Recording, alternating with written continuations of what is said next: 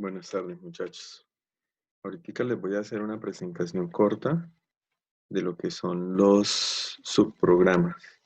Subprogramas que se dividen normalmente en dos conceptos, funciones y procedimientos. En, en esta presentación solamente vamos a hablar de funciones.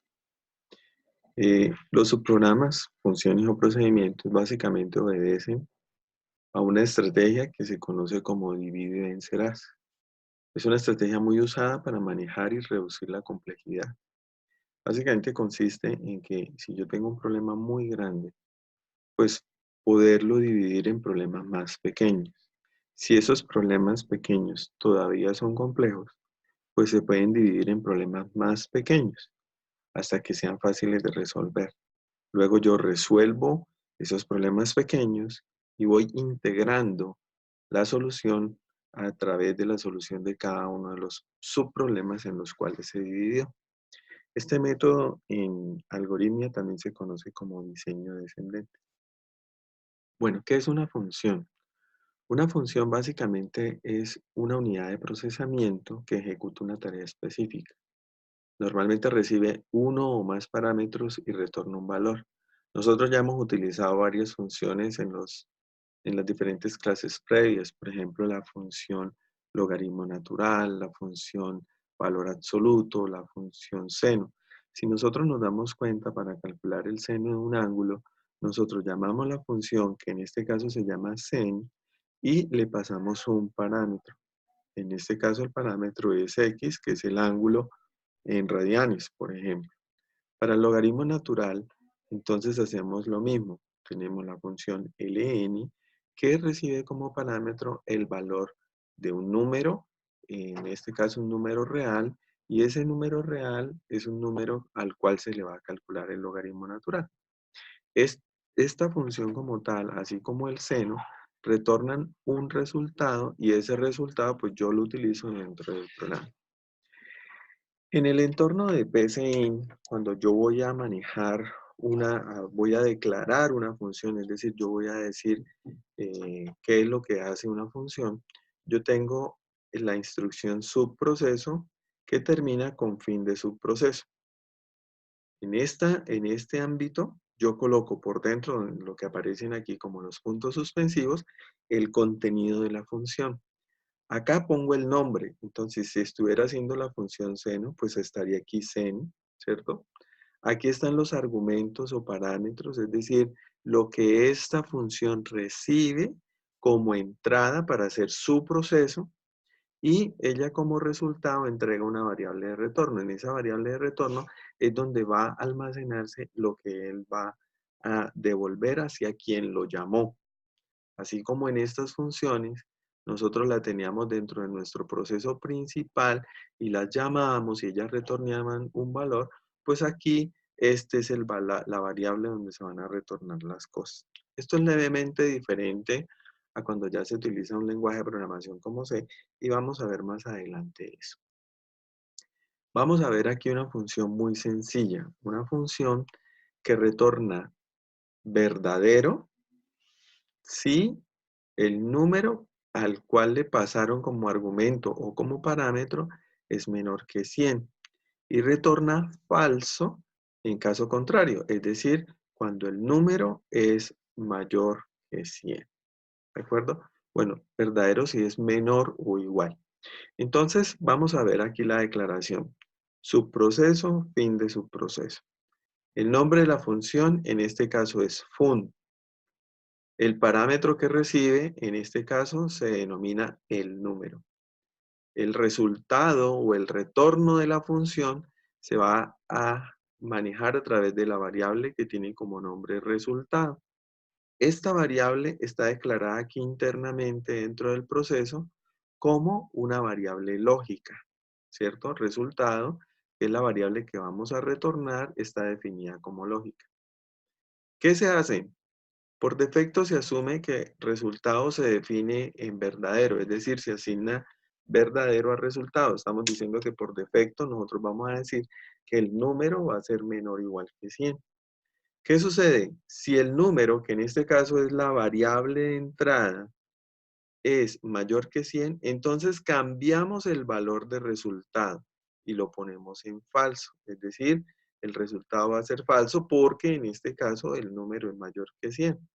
Si el número, por ejemplo, aquí entró 20, pues llegaría y diría resultado verdadero, después diría el número es mayor que 100, no, terminaría, iría a fin de su proceso y en fin de su proceso estaría retornando verdadero, porque la variable que retorna los resultados, la variable que retorna el resultado de esta función es resultado. Vamos a ver qué es la diferencia con C. En este caso vamos a tener la misma función.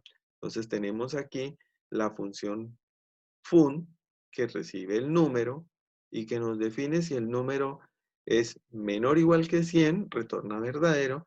Si es mayor que 100, retorna falso. Entonces aquí tenemos la función, tenemos el subproceso, fun, recibe el número, retorna un resultado.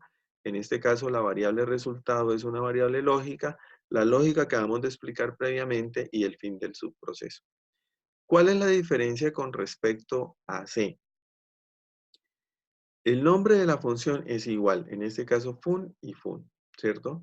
Los argumentos que en este caso están señalados aquí en color morado, si se dan cuenta aquí, es el mismo nombre, ¿no? El número, pero con diferencia de que yo aquí en C tengo que poner el tipo de dato de esa variable, porque un argumento o un parámetro para una función básicamente es como si fuera una variable. Y vamos a ver más adelante que esas variables pueden tener valores que se copian o lo que se conoce como paso de parámetros por valor o variables que se referencian como se conoce paso de parámetros por referencia, pero eso lo vamos a ver más adelante. Por ahora tenemos que tener claro es que el número es una variable, se comporta como, como una variable y esa variable tiene que tener un tipo de dato y por eso aquí en C tenemos que colocar explícitamente el tipo de dato. En PCIN no se colocaba. Ahora, otra cosa importante que lo hace diferente. La función aquí en la declaración en PCIN es la variable donde va a ir el resultado. Aquí en C, no, aquí simplemente se dice que esta función retorna un booleano, que en últimas es lo mismo que ya hemos dicho acá, ¿cierto? Porque retorna verdadero o falso. El tema es que aquí, al decir que retorna un booleano, nosotros no le estamos diciendo el nombre de la variable donde va a estar el resultado. Nos toca por dentro en el algoritmo decir que se retorne ese valor. Bueno, ¿qué hacemos acá? Declaramos la variable resultado como booleana, decimos que resultado es igual a true. Hasta aquí estas dos líneas están iguales que en el anterior. Si el número es mayor que 100, resultado falso, que está igual que en el anterior. El abre y el cierra llave de cada una de la instrucción sí. Todo esto está igual, ¿cierto? Es básicamente una transcripción de idioma. Y finalmente aquí decimos return resultado. ¿Por qué? Porque aquí le estamos diciendo que la función va a retornar lo que esté en la variable resultado. Esa es la diferencia con respecto al PCIN. En PCIN, de antemano, se dice que lo que se retorna está en resultado. Entonces, cuando tú terminas el procesamiento, pues se retorna ese valor. Acá no se ha dicho antes, acá simplemente se dijo que lo que se retorna es una variable booleana. Por eso yo tengo que aquí explícitamente decir que se retorna resultado. Si fuera otra variable, pues retornar el nombre de la otra variable, si es lo que se quiere retornar. Ahora, esto como tal es el subproceso, esta como tal es la función en C. ¿Cómo se llaman? Desde el programa principal. Entonces, nuestro programa principal en PCIN es proceso, fin de proceso, y aquí básicamente, ¿qué hacemos? Vamos a pedirle al usuario como entrada una variable n. Digite un número al usuario. El usuario digita un número. Ese número en este caso está declarado como entero. Ese número, por ejemplo, fue el número 40. Estaba almacenado en n. Al estar almacenado en n, yo vengo acá y digo, sí, funde n, pero n en este momento es 40. Entonces, esto es como hacer un llamado, aquí un salto para que se ejecute todas estas líneas de código y todas estas líneas de código que hacen. El número recibe ese 40. Entonces dice 40, resultado como lógico, resultado verdadero, 40 es mayor que 100, no. Entonces aquí automáticamente esto retorna resultado, que en este caso fue verdadero. Se viene otra vez acá y dice, ¿verdadero igual a verdadero? Sí, entonces escribe es menor que 100. Sale de acá y finaliza el proceso. Entonces, básicamente, este proceso, en este punto de acá, no, es como si tuviéramos empaquetado todas estas líneas de código en solo esta función. Y eso ayuda a hacer que los programas estén organizados en forma más sencilla con funciones más pequeñas. De la misma forma en C tenemos aquí el main, tenemos pues los argumentos de entrada que pues no los hemos visto hasta ahora, pero que no, digamos, no están de adorno acá, esto tienen un fin y después un poquito más adelante vamos a ver esos argumentos, que en últimas es lo mismo que los argumentos de las funciones que estamos declarando acá, tienen un fin y lo vamos a ver más adelante para qué sirven estos argumentos de acá. Ahora, declaro la variable n como entera, aquí está declarada la n como entera, declaramos, sacamos un mensaje, digite el número, leemos la variable en n, ¿cierto? Ya se almacenó en n la variable, preguntamos si la función de n es true, imprima es menor que 100, entonces en últimas es igual. Y fíjense que aquí en C hemos estado acostumbrándonos a colocar return 0 para decirle al sistema operativo que la función o que el programa en este caso terminó bien. Esto básicamente el 0 significa es eso, que el programa terminó bien.